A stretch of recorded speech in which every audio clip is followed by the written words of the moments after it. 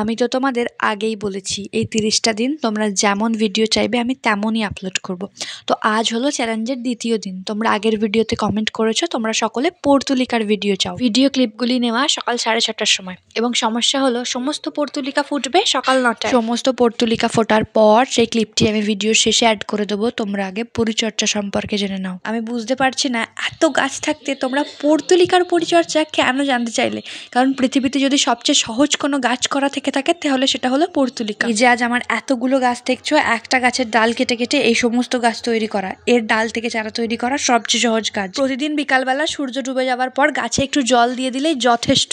তবে একটা সমস্যা, গাছে কিন্তু ভীষণ পরিমাণে কীটপতঙ্গের আক্রমণ হয়, যেমন আমার গাছগুলোতেও হয়েছে, তা তোমরা দেখতে পাচ্ছ। যারা আমার মতো রাসায়নিক কীটনাশক প্রয়োগ করো না, আমার চ্যানেলের ঘরোয়া কীটনাশকের ভিডিওটি একবার ঝটপট করে দেখে আসো।